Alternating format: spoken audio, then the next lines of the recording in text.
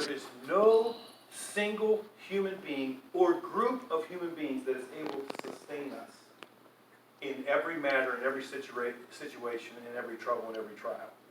And I think what we're seeing in this generation, and maybe in the last several generations, is this predominant attitude that I don't like my life, and I'm upset because of something or someone else, and that I have no control over. And somehow when people let us down, then we are just let down and we cannot be lifted up. For the believer, there is no way that we can be sustained with joy and peace and contentment unless our hearts are in tune with God, because He alone is the only one who can sustain us and never disappoint us. We are people, we are susceptible to viruses, those that exist and those that may even not exist. By fear, we're susceptible to things. We are susceptible to weather. Nobody stands out in the rain and doesn't get wet. Right? Nobody is thrown into the water and can sustain life without treading, swimming, doing something. We are all susceptible to so many things. And if all of my hope is in another person, I am going to live a life of disappointment. We're expecting too much of one another. Sometimes it's children with the parents, you know. I mean, maybe every boy wants his dad to be a superhero. There is no boy ever that's had a dad that is a superhero. Maybe a mom. Dads, we just don't get a cape. When some of us got a cigar, a coffee mug. We didn't get a cape. And people, teachers, sometimes we're looking for our teacher to know the answers to everything. And sometimes it's very disappointing when you ask the teacher a question and the teacher says, I have no idea. I mean, your world is almost shattered because they're supposed to know everything. Right now, everybody's counting on our president. Boy, if President Trump can get reelected, he can pull this thing through. He's going to take it. President Trump cannot do this thing by himself. There's no possible way that he can do it. Look, our governor can't do it. Our mayors can't do it. Our police can't do it. Nobody is going to be able to sustain for you what you need but God Himself. We've got to get to the point where we know Him and we trust Him. Because a lot of times we're looking to people to do always what we believe is best. And we learn with our faith in God that He always does what's best, but He doesn't always do what we want Him to do. If you look at the Bible, God allows people to go through sometimes some tremendous challenges and things. And if somebody else would let them go through that, they would despise that person? No way. You know? Why did you let me do that? Do you know why? Do you know why Joseph didn't despise his brothers when they threw him in the pit? Because he identified the one who threw him in the pit was God. When they sold him into slavery, instead of him saying, I hate you guys, look what you did to me, you ruined my life, I had all these plans, and if it wouldn't have been for you, I would have had a great life. No. He said, you sold me, but God sent me. And so he was able to identify his faith was in God, not people. You know why we're so angry at people today? You know why people are so angry at people? I mean, there's hatred, bitterness, and anxiety towards people because we're depending upon them way too much and not depending on God. And we think that people are letting us down, which they can't sustain us anyways, but sometimes the very people that are letting us down are doing it for our own good. No parent will be a good parent giving their child everything they want whenever they want. No government is going to be a good government giving people whatever they want whenever they want it. There is something about somebody maybe knowing what's best for you. And so let's take all this pressure we're putting on people to provide for us a good life, and let's look by faith to God. He's the only one that can provide for us what we truly, truly need. And sometimes what we need is not what we think we need. There's no doubt about it. So maybe a couple quick applications. Maybe the church in America thinks right now we need more freedom. Maybe God says you've had plenty of freedom and you've done very little with it. Maybe I'll take some of those freedoms away and then you can figure out what's important. You know? Maybe the families, you know, I mean, husbands and wives, sometimes it's possible to take advantage of one another. I mean, it's sometimes to go a little while and realize, I don't even sometimes know the depth of what I have to learn to appreciate each other.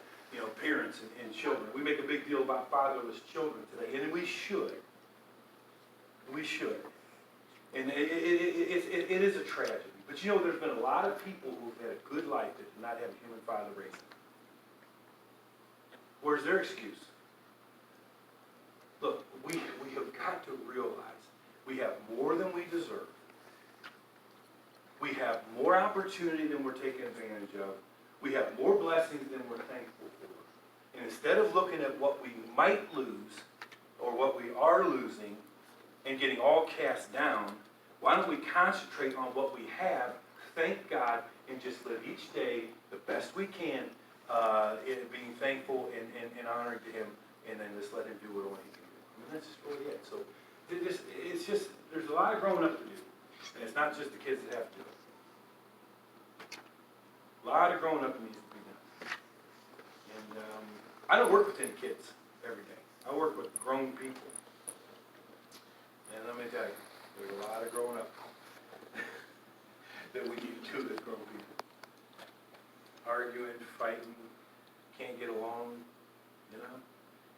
One of the things that sometimes, I'm going to speak as a man, and I'm going to speak maybe in a place of other men. Sometimes you're out all day and you're doing work, you're dealing with all these kind of things. Not that mom's not dealing with anything at home, and I'm not saying that if your situation is not this, it's anything. But you come home and man, it's just the kids are chaotic. They're getting at each other. So it's like whatever your problem is, get over it because there's so much bigger things going on in the world than what you're dealing with. Okay, all right. And so that thing is not a big deal. Sometimes an adult will look at a child and say, "You cannot. Your world is not over because your sucker fell in the dirt." I opened up a banana the other morning. I was so hungry. I started at 4 in the morning. It's like 8 o'clock, and I'm like, man, I'm hungry. And so my wife always makes a bag for me. She used to get up in the morning and make it. Well, that's when I left at 6:15. Well, I don't know. I'm getting older. I can't wait till 6:15 anymore. So now it's like 4:15. Well, she's like,